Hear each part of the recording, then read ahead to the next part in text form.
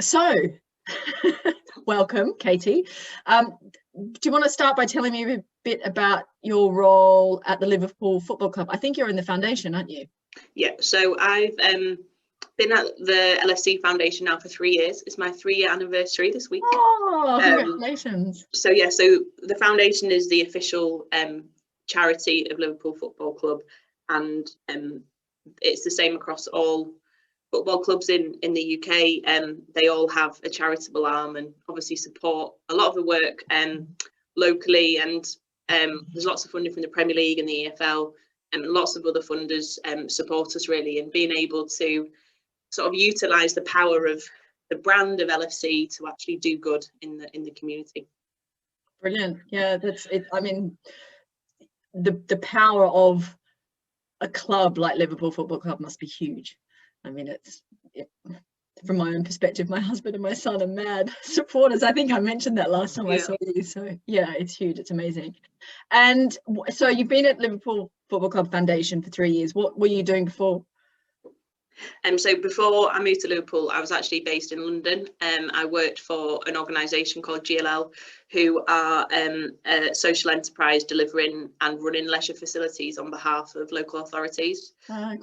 So my role with GLL, well, I was there for 5 years, so I did quite a lot of different roles, but my last role with them was National Community Engagement Manager. Okay. So it was all about how do we leverage funding and work with local authorities to understand the needs of local communities, and then put in targeted programmes in leisure centres to try and get more people to use their leisure facilities and be more physically active. And did you go straight into the foundation, or did you go into the club first? No, I went straight into the foundation. So when we moved to Liverpool, we were looking at, so me and my husband were looking at what, buying houses and relocating and things, and a job came up at the foundation, which was my first role when I started was project lead for a program called Open Goals, which we still run today, and it was a new program funded by the Premier League and the PFA, encouraging people to utilise their outdoor spaces. So we set up a new parks and open spaces program, which was it was great really, because it got my foot in the door at the foundation, and we identified through the program that a lot of families don't exercise together, and they don't know about games. And it was really funny, when we started the program, we were teaching the families to play tag, and loads of the parents didn't know the rules and what to do. So it was all about sort of fun engagement, and we deliver it now across lots of different parks in Merseyside, and we also partner with local community centres to deliver Open Goals. It's now called Go Play, through the local area, and we've launched it with our charity partner Right to Play in Bangkok recently as well, so it's gone global. Oh wow, that's incredible. And what does it do in Bangkok? Same mission? Exactly the same objectives. Yeah, it's about using community spaces to get more people to be active, and it's going well in Thailand too. Brilliant, that's great. And what do you think, what would you say is the most rewarding thing for you working at the foundation? I think all the jobs I've ever done are about how do we get more people to be healthier and happier, and I think when we deliver programs at the foundation where we genuinely see positive change for people, it is really, really rewarding. And I suppose in my role now, so I'm senior manager at the foundation and oversee all of our communities and wellbeing programs, I don't get the opportunity as much to see the delivery and actually coach myself, which I do miss. But then when you pop in, like at the minute, I'll pop into our virtual delivery on Zoom just to see what's going on, and you can genuinely see people, starting the session or coming to us with like lack of confidence or just not understanding how to enjoy being active. And I think for me, the most rewarding thing is seeing people come again and again and again and come back and learn to actually love being active and playing sport, which is something that I'm really passionate about. So seeing other people have that sort of positive experience is always going to be rewarding for me. So you really see that transformation and hear those stories. So that's a good segue actually. How have you adapted with COVID, and presumably you've had to move everything online, have you? Yeah, so when the pandemic hit, the first thing that we did was work really closely with the club to understand where we fit it into the space and what were the priorities locally. So over the last year, we've done a lot supporting food banks. So we've actually given physical financial donations. We've raised funds from fans and various partners. So the Steve Morgan Foundation have given us a significant amount of money to be able to provide food parcels and essential items to local people. And then we also partnered up with various local authorities and community partners to basically just support whatever we needed to do. So a lot of that was delivering food to people that were shielding or socially isolated. We had staff doing beetroot picking because people weren't going to their allotments, so we didn't want the food to go to waste. We were walking people's dogs for them, delivering prescriptions, and basically trying to support locally where they needed us. And then with all of our programme delivery, so we do a lot of work in schools around crime prevention and education. And we obviously couldn't go into schools, so that was quite a quick thing that we could move online because the schools had got all the infrastructure of Zoom and being able to do that homeschooling. So our staff were doing that very quickly. It took us a little bit longer, and I say a little bit, a few weeks longer, to sort of rally the troops and pull together our virtual delivery programme, which has been really, the staff have done such a good job, but it is hard for them because our coaches and delivery team, they're people. So, having to do something virtually, it's not been the same, but we've still had some, amazing positive results. So our primary stars team delivered an online lesson to 300 kids last week, which was our record number. Wow, that's incredible. Which is really good. And then we've had to adapt differently. So, for example, our inclusion team do a lot of virtual delivery online, but for our disabled participants, some of them find it really challenging. We've had to do it in smaller groups, and we've done more one-to-ones because just having that face-to-face interaction or not having it is actually, really affected people's mental health and their confidence. So we've now got 50 programmes a week delivered virtually, which is massive, and the team have done so well to sort of adapt and change. And I think one of the positive learnings from all of this has meant that because we've had to move virtually, I think some of our virtual stuff will stay. So a really good example being that we've just launched or relaunched a new programme with Alder Hay, where we're supporting people with young people with cystic fibrosis and asthma to be more physically active. And a lot of them don't live in Liverpool, they're based across the northwest. So we can always have that virtual element to the programme now because we've got it in place and we know what to do. So we can try and encourage people to be more active at home and give them some educational messages via Zoom. And then every now and then, whether that's every fortnight or every month, when we can, we'll get back to face and do that group sort of delivery. But it's just given us sort of an extra string to our bow, I guess, that, it's a positive thing to come out of what's been a horrible year, to be quite honest. Yeah, it gives, I think that's the thing, is we have to look for the silver linings, don't we? And when this is, this may not be over for some time, but we can kind of, when we're through bits of it at a time, we can start to think about which bits we cherry pick to keep going online or to kind of go back to face. And it's, I think we have to look at it as an opportunity, don't we? Because otherwise it would all just be too depressing. So thinking about what you might want to keep in order to be out there for more people, I think is a really admirable goal. In terms of No, I was going to say, I think from that as well, we've got to appreciate that for some people, when Boris says we can all go out again and do everything we want to do, it's not going to be that simple for some people just to go, I'm going to go back to what I did before, because there's a lot of anxiety and things, the world's changed. So, I used our disabled participants as an example, but some of them I don't think are going to feel comfortable in coming back to regular sessions where people have to wear masks still and with social distancing, and it's hard for them to understand why we're doing all of these things.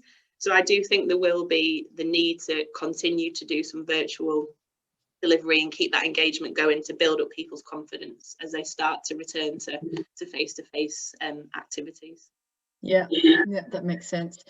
And what about you as a woman working in what would typically most people would probably see as a fairly male space, the space? And I know things are changing, but how have you seen that change since you've been working with the foundation? So I think we're quite unique as a football charity because all of our senior leadership team are female. Matt, our director, is the only man on the exec team at the minute. So I think, you know, if anything, we're actually trying to make our exec team more diverse and have more of a male voice. But that to me is, you know, such a positive thing because it shows that there are really talented women out there who want to work in sport and who are pushing the boundaries to work at that top level. I was on a call with the Premier League actually yesterday doing some training, and it was great because I think the mix is about half and half, male, female.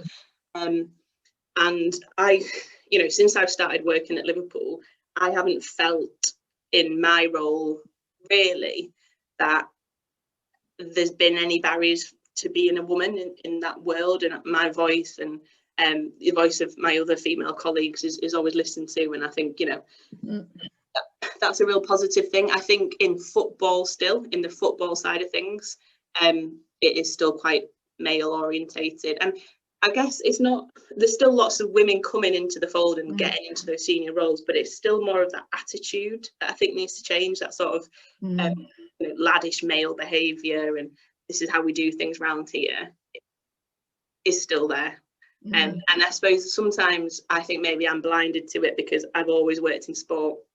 You know, like in my first jobs, when I did my football coaching badge when I was 16, me and my friend were the only girls on the course. So we sort of had to adapt the way that we behaved, which I don't think is the right thing. I think that just, it was in me to go, right, I'm going to join the lads now, because otherwise I'm not part of that. And I think definitely that's evolving. But there's more that we need to do about how people's behaviours, I think, influence, and that I shouldn't have to then ever go back to, or I'm going to try and, you know, stick to that laddish behaviour, or because actually we need, I don't know, it's more about, I suppose, bringing what we want to the table as well, and behaving as because we're different, aren't we? And that's great. And actually the diversity and mix of having men and women at the top, well, in all levels of an organisation, bring different ideas and different things, which is only a positive. Yeah, definitely. So what would you like to see change? If it sounds like everything's, you know, apart from getting more men perhaps in the foundation, in terms of the broader culture of diversity in sport, not just gender equality, because it's more than just that. It's, you know, it's diversity in its widest lens. What would you say are the kind of things that you'd like to see change and improve in order to make sport more generally a place where everybody can not have to be somebody else in order to fit in? I think one of the things that is going to massively impact football is when female managers are there in the Premier League, you know, on the touchline, and that's seen as normality. You know, that's not there yet, and when that happens, I think I'll feel like there's been a massive shift, because, you know, there's so much good work that's happening, particularly around sort of media and broadcasting, where we've got more and more women in that top level, punditry, commentary, etc. And that is becoming normal. And I know there's still massive issues with women like Alex Scott being abused on social media for her position, and I think genuinely that's disgraceful. She's brilliant at her job and completely deserves that. But until it's completely normal for women to be in all parts of sport, then we haven't achieved what we want to. I mean, just one example I can think of since I've worked at Liverpool, and I hadn't experienced this for a long time, was I'd gone into a room full of men for a meeting, and I didn't even cross my mind that it was full of men, because it's sort of, you get used to it as a woman in sport, don't you? But one of the men said to me, "Oh, are you taking the minutes?" And I was like, that old chestnut. No, I'm not. And I'm not getting the biscuits either. And I hadn't experienced that for ages. And what was great about it actually was that a few other colleagues, male colleagues in the room, were like, actually, no, she's one of our senior managers and is here because she's actually telling you what to do. So it was great that it was backed up and supported by other male colleagues. And I think allyship is a massive thing. And I'm really proud of some of my team, because I've seen them make comments, you know, challenge the status quo. And actually, one example recently, I was doing some interviews with a colleague, and one of the candidates who I'd met before, didn't really know him that well, a good coach, leant over to kiss me to say, "Oh, see you later, thanks for that." And I was like, "Oh God, that's not happened for a while, a bit weird." But it was my male colleague that went, "What?